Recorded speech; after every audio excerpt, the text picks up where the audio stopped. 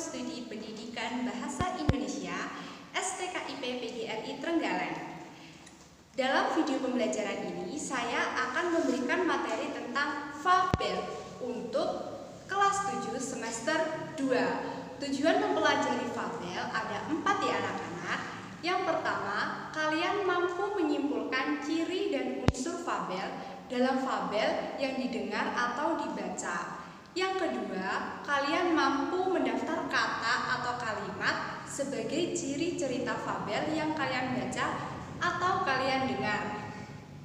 Yang ketiga, kalian mampu mengurutkan isi cerita fabel. Dan yang keempat, kalian mampu menceritakan kembali fabel secara lisan.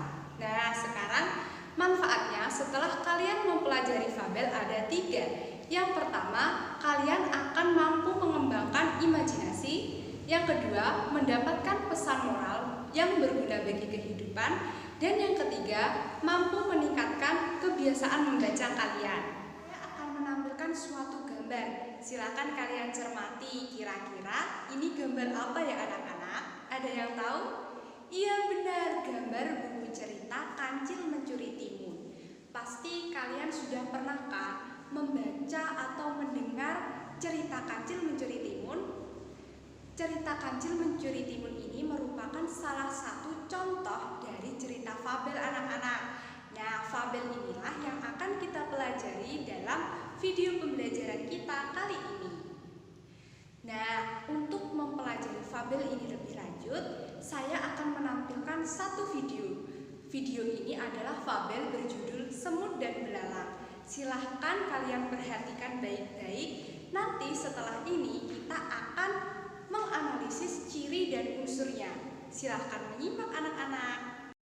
Kisah Semut dan Belalang. Pada suatu hari di musim panas, di sebuah ladang di hutan yang rimbun, seekor belalang sedang melompat-lompat riang, berkicau dan bernyanyi sepuas hati. Pada saat itu, seekor semut lewat, membawa dengan susah payah butir jagung yang dia bawa ke sarangnya. Hei semut, kamu sedang apa? Ayo kemari dan bermain denganku. Lihat, hari ini sangat cerah. Ayo, kita nikmati hidup kita. Hahaha. Kata si belalang. Aku sedang menyimpan makanan untuk musim dingin, dan aku menyarankanmu untuk melakukan yang sama, hai belalang. Jawab si semut. Kenapa repot-repot menyiapkan makanan untuk musim dingin? Musim dingin masih lama kan? Lihat, banyak sekali makanan saat ini. Ini tidak akan habis, semut. Tapi semut tidak memperdulikan ajakan si belalang. Dia melanjutkan perjalanan dan melanjutkan kerja kerasnya. Sementara itu, belalang kembali bernyanyi dan memainkan violinnya. Ketika musim dingin tiba, belalang mendapati dirinya lemah karena kelaparan. Sementara itu, semut-semut terlihat berbahagia dan bersenang-senang. Mereka membagikan setiap hari jagung dan biji-bijian dari lumbung makanan yang mereka kumpulkan di musim panas. Selesai. Hai adik-adiknya Yuta, kisah semut dan belalang ini mengajarkan agar kita selalu bekerja keras untuk mendapatkan kesuksesan di masa yang akan datang loh. Menabung untuk sesuatu yang kita inginkan di masa yang akan datang adalah sesuatu hal yang baik. Nah, pesan Yuta lainnya, kamu jangan terlena dengan keadaanmu saat ini. Bisa jadi saat ini kamu bahagia dan punya segalanya, tapi kamu tidak tahu kan apa yang terjadi di masa depan? Masa depan yang sukses dan bahagia akan kamu raih kalau kamu bekerja keras. Terima kasih. Salam Yuta. Bagaimana anak-anak? Seru bukan videonya? Sekarang mari bersama-sama kita menganalisis ciri dan unsurnya. Yang pertama kita analisis cirinya terlebih dahulu ya anak-anak. Ciri fabel ada 6. Yang pertama adalah fabel berupa dongeng. Maksudnya berupa dongeng di sini adalah cerita fabel hanyalah suatu karangan dan tidak pernah terjadi di dunia nyata ya anak-anak. Nah, sekarang kita bahas ciri yang kedua. Ciri yang kedua adalah tokohnya berupa hewan. Nah, siapa yang tahu kira-kira dalam fabel semut dan belalang tadi, kira-kira tokohnya siapa saja ya? Siapa? Ya betul, tokohnya adalah semut dan belalang. Nah, sekarang kita bahas ciri yang ketiga. Ciri yang ketiga adalah terdapat penokohan. Penokohan adalah sifat atau watak karakter dalam fabel anak-anak. Nah, tadi kan tokohnya ada dua, yaitu semut dan belalang. Semut memiliki penokohan yang rajin, sedangkan belalang penokohannya malas. Nah, ciri selanjutnya adalah menggunakan alur maju. Jadi pada dasarnya anak-anak, alur itu dibedakan menjadi dua ya. Yang pertama adalah alur maju dan yang kedua adalah alur mundur. Alur maju itu biasanya ceritanya bergerak terus maju ke depan dan ceritanya runtut. Sedangkan alur mundur itu ceritanya alurnya tidak beraturan dan tidak runtut. Nah, fabel itu biasanya ceritanya menggunakan alur maju karena agar mudah dipahami.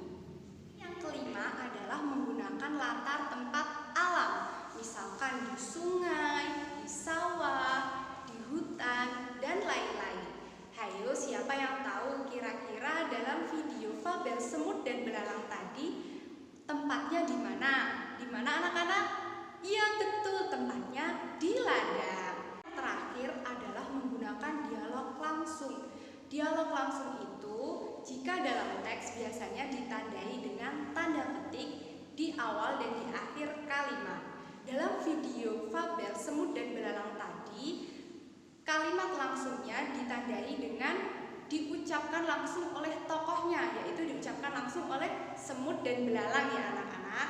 Contohnya, kalimat langsung atau dialog langsung dalam fabel semut dan belalang tadi adalah ketika si belalang bertanya kepada semut, "Hai semut, kamu sedang apa?"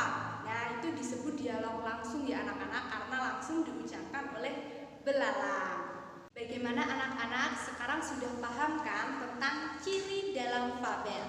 Jika sudah, sekarang kita lanjut menganalisis unsurnya. Unsur dalam fabel itu ada 4 anak-anak. Yang pertama ada tema. Siapa yang tahu tema dalam cerita semut dan belalang tadi apa? Iya benar sekali, temanya adalah kerja keras ya anak-anak.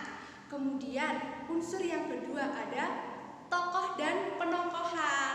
Tokoh adalah pelaku dalam fabel. Dalam fabel semut dan belalang tadi tokohnya ada 2 ya, ada semut dan belalang. Kemudian penokohan. Penokohan adalah watak karakter dari tokoh dalam fabel itu sendiri.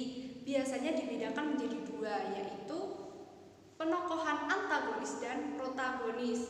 Penokohan antagonis memiliki sifat yang buruk, sedangkan penokohan protagonis memiliki sifat yang baik. Jadi tadi dalam video semut dan belalang yang memiliki penokohan protagonis siapa ya? Iya benar sekali, semut. Dan yang memiliki penokohan antagonis adalah belalang. Nah, sekarang kita bahas unsur yang ketiga, ada latar. Ingat ya anak-anak, latar itu dibedakan menjadi 3. Yang pertama, latar tempat, yang kedua adalah latar waktu, dan yang ketiga adalah latar suasana. Dalam video semut dan belalang tadi, latar tempatnya adalah di ladang, ya, dan yang kedua latar waktunya ada di musim panas dan musim dingin. Kemudian latar suasananya adalah menyenangkan dan menyedihkan. Menyenangkannya waktu si semut mendapatkan banyak makanan di musim dingin, sedangkan menyedihkannya ketika si belalang merasa kelaparan ketika musim dingin. Nah, sekarang kita akan membahas unsur yang terakhir, yaitu adalah amanat. Amanat adalah pesan yang disampaikan pengarang kepada pendengar atau pembaca fabel. Ayo anak-anak, siapa yang tahu kira-kira amanat apa ya yang disampaikan dalam video semut dan belalang tadi? Iya benar sekali, amanatnya kita harus menabung untuk masa depan dan kita tidak boleh berlarut-larut dalam kebahagiaan tanpa melakukan usaha apapun. Karena kita tidak akan pernah tahu apa yang akan terjadi pada diri kita di keesokan harinya. Mana anak-anak sudah paham kan tentang unsur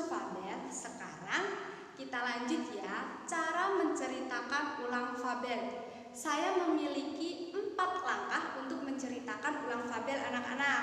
Yang pertama adalah baca fabel yang ingin kalian ceritakan secara berulang-ulang. Tujuannya agar kalian paham betul dengan alurnya seperti apa. Nah, yang kedua, setelah kalian membacanya berulang, kalian catat tokoh dalam fabel yang ingin kalian ceritakan. Dalam fabel Semut dan Belalang tadi, misalkan kalian catat tokohnya, yaitu semut dan belalang. Nah, yang ketiga, setelah kalian mencatat tokohnya, kalian catat gagasan pokok dalam fabel yang ingin kalian ceritakan. Misalkan dalam fabel Semut dan Belalang tadi, gagasan pokoknya ada 3 ya anak-anak. Yang pertama, ketika musim panas, semut bekerja keras mencari makan, sedangkan belalang hanya bermain-main. Gagasan pokok yang kedua, ketika musim dingin, semut memiliki banyak makanan, sedangkan belalang tidak memiliki sehingga dia kelaparan. Kemudian, gagasan pokok yang ketiga, semut memberikan makanan kepada belalang. Nah, sekarang langkah keempat dalam menceritakan ulang fabel adalah kalian kembangkan gagasan pokok yang telah kalian temukan menjadi satu cerita utuh, tentunya dengan bahasa kalian sendiri ya anak-anak. Nah, mudah bukan cara menceritakan ulang fabel?